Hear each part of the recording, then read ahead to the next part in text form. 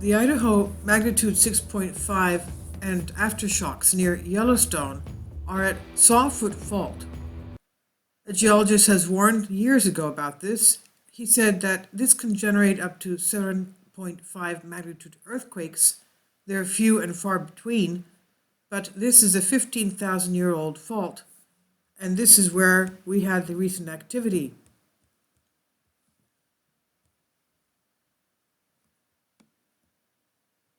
Geologist is Glenn Thackeray, and he warned over a decade ago that it was a vulnerable area near the large tremor where that hit.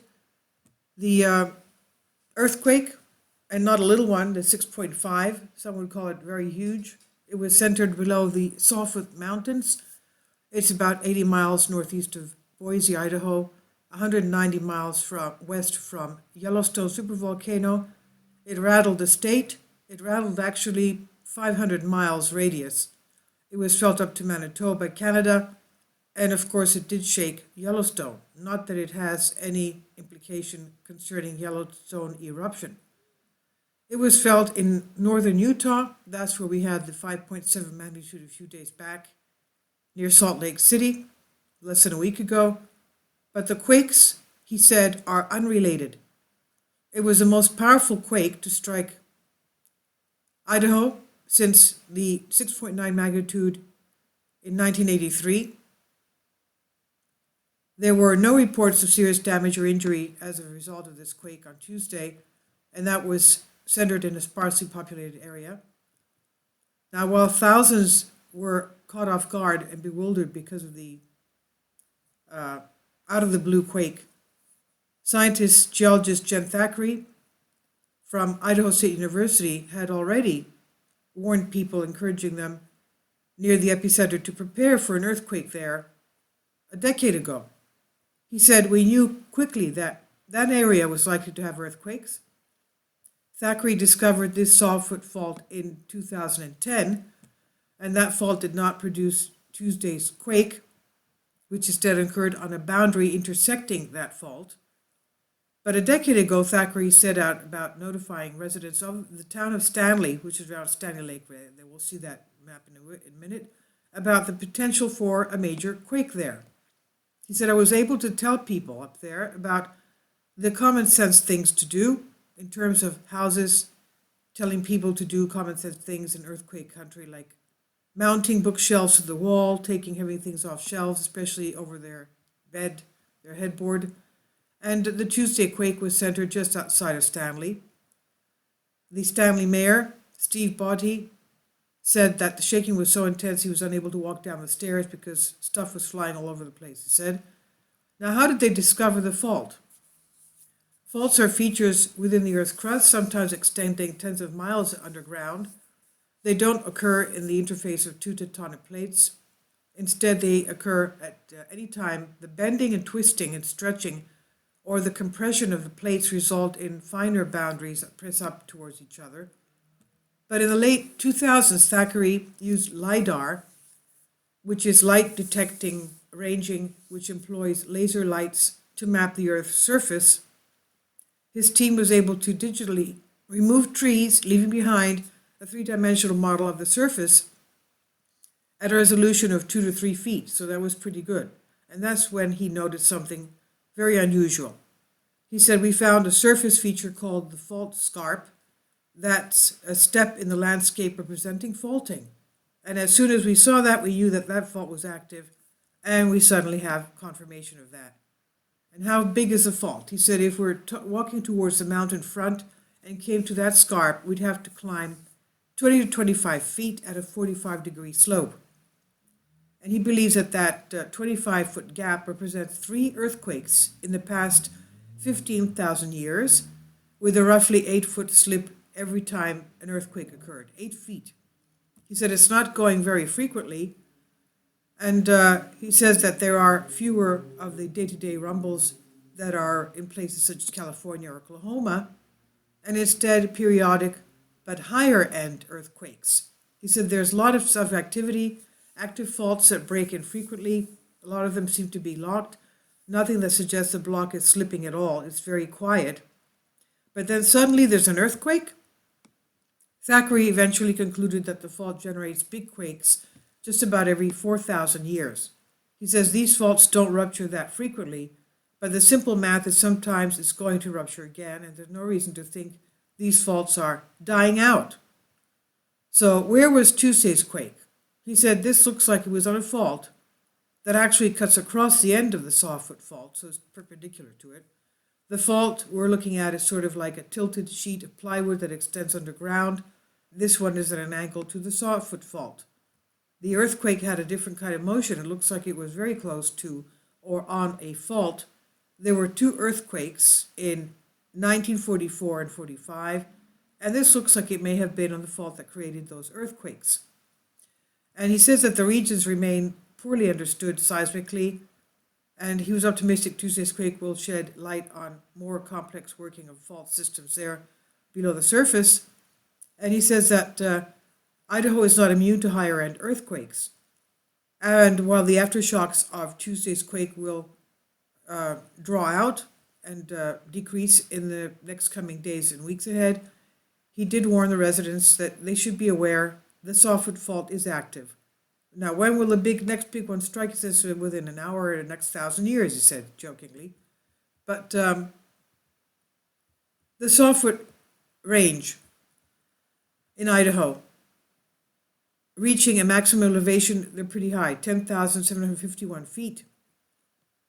It encompasses an area of 678 square miles, spanning parts of Custer, Boise, Blaine, and Elmore counties, bordering east by the Sawtooth Valley. Much of the mountain range is within the Sawtooth Wilderness, part of the Sawtooth National Recreation Area and National Forest of Sawtooth.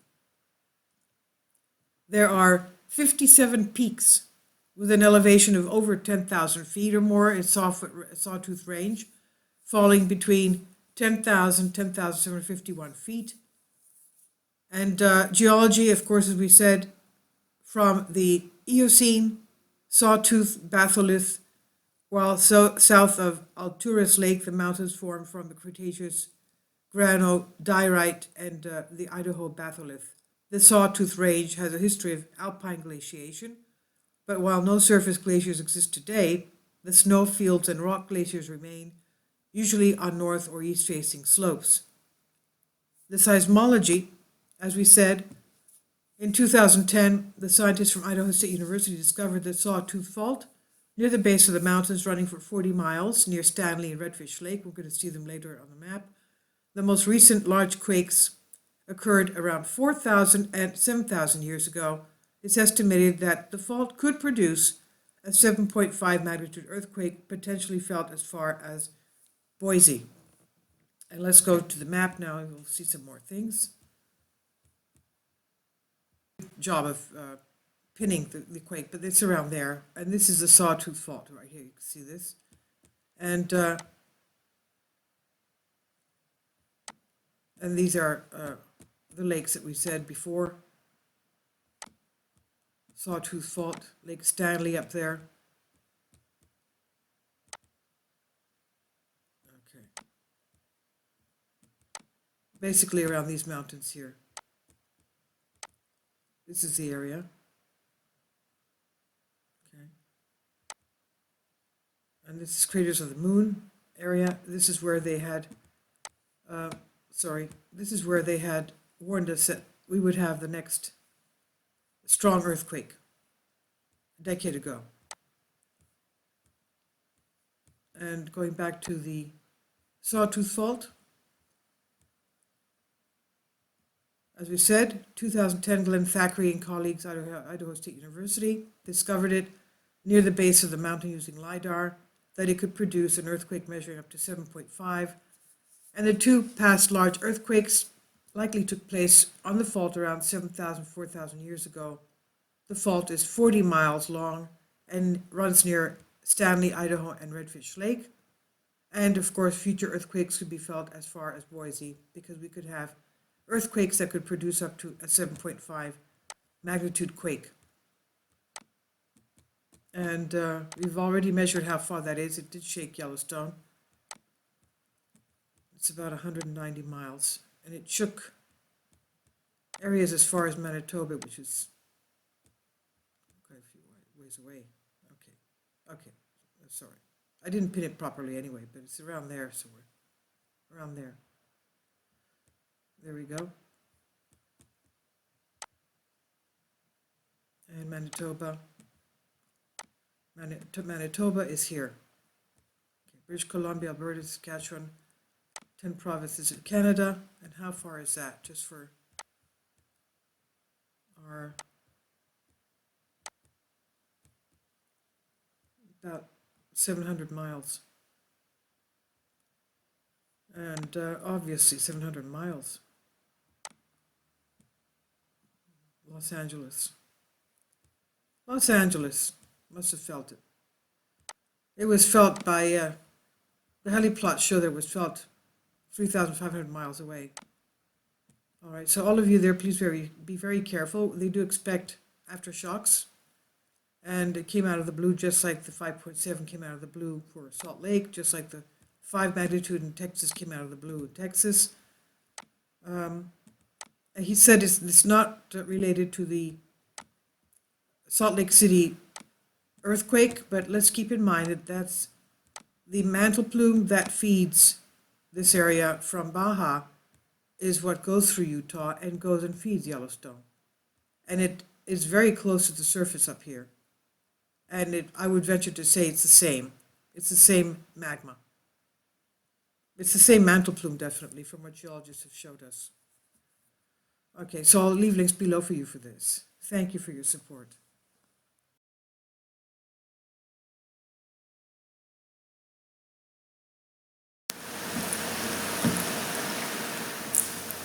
If you'd like to join me on my Patreon account, you will hear content not covered by mainstream media. These riveting stories will be based on my research, and I will state my opinions and give my personal insight on diverse and controversial subjects and world events not covered by mainstream media, and not supported by YouTube guidelines. So whatever I have on my Patreon, most of those will not be on my YouTube channel. Please consider becoming a member today. More of the most significant and important videos will be on my Patreon channel. Your support helps me to continue my research and keeps this YouTube channel alive. And we depend on your support, your generous charity, because we help economically challenged families here in Athens, Greece, in Kapota, and we also help the young generation with university tuition and the community around our church. Thank you.